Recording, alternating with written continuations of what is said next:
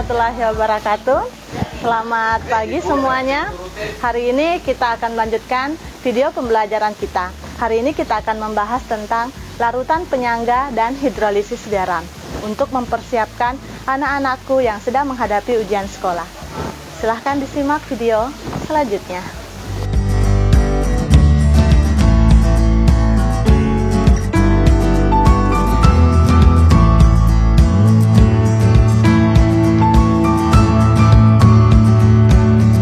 Kita akan membahas tentang soal larutan penyangga, kemudian soal koloid, dan soal dari hidrolisis garam. Yang pertama adalah soal data hasil uji pH beberapa larutan setelah diencerkan dan ditambah sedikit asam atau basa sebagai berikut.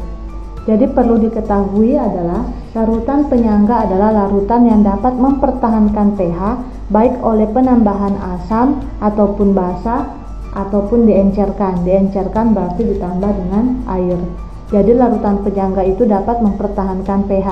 Berarti yang kita perlu perhatikan adalah yang manakah pH-nya yang tidak berubah secara signifikan apabila diencerkan, ditambah basa dan ditambah asam. Kita perhatikan P itu nilainya untuk pH awalnya 5. Kemudian dilihat setelah penambahan itu terlihat perubahan yang signifikan.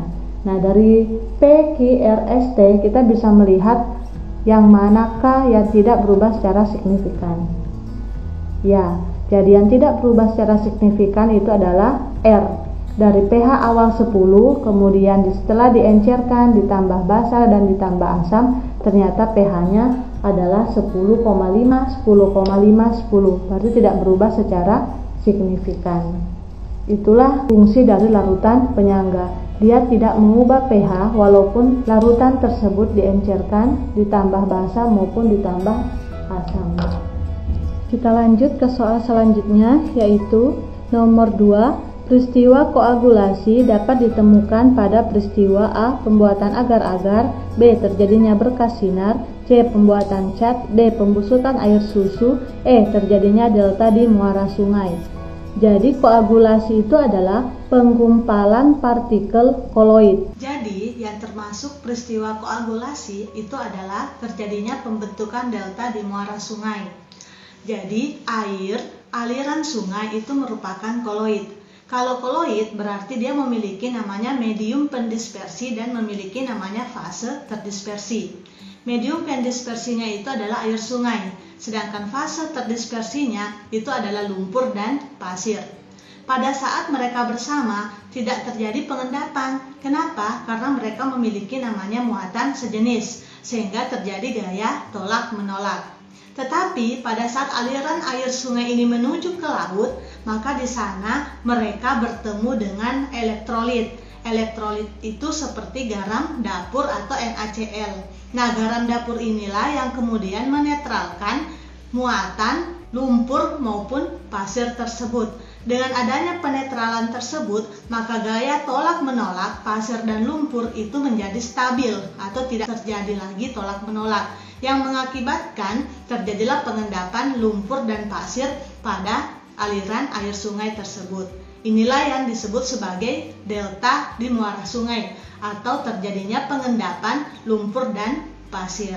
Kita ke soal selanjutnya, soal nomor 3, ini tentang hidrolisis garam. Jika diketahui KaCH3COH itu sama dengan 1 dikali 10 pangkat min 5, maka pH larutan NaCH3COO 0,1 molar adalah. Pada hidrolisis garam terjadi reaksi antara asam lemah dengan garamnya. Jadi ini adalah asam lemah CH3COH dan ini adalah garamnya NaCH3COO. Yang digunakan untuk merumuskan dari hidrolisis garam adalah Ka dari asam lemah. Tetapi yang dicari pH-nya adalah yang kuatnya, berarti basanya. Bila ada soal hidrolisis garam seperti ini, maka yang dicari itu adalah konsentrasi OH-. Kenapa konsentrasi OH-? Karena yang bereaksi itu adalah basa kuat. Rumusnya adalah konsentrasi OH- dikali akar Kw dibagi dengan Ka dikali molar. Molar yang digunakan itu adalah molar dari asam lemahnya. Sementara yang diketahui di sini adalah molar dari garamnya. Tidak usah khawatir, ini lihat saja berapa jumlahnya. Apabila jumlahnya sama, Na1CH3COO juga 1, berarti molarnya sama. Kecuali nanti apabila di sini CH3COO-nya misalnya 2, berarti tinggal kalikan 2, 0,1 dikali 2. Tetapi karena ini sama, maka molarnya sama antara asam lemah dengan garamnya. Maka kita lanjut.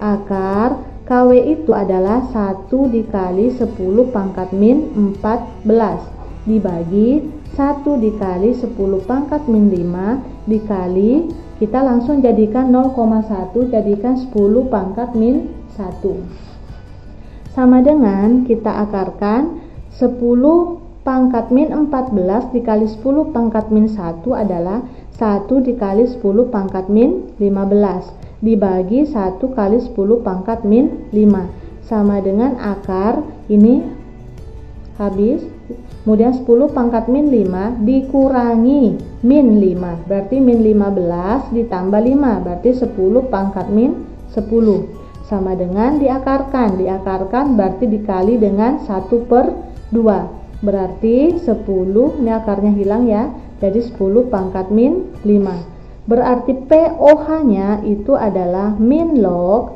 10 pangkat min 5, berarti POH nya 5. Berarti kita cari pH-nya sekarang. pH sama dengan 14 dikurang POH. Berarti 14 dikurang 5 sama dengan 9. Berarti pH dari larutan ini adalah 9.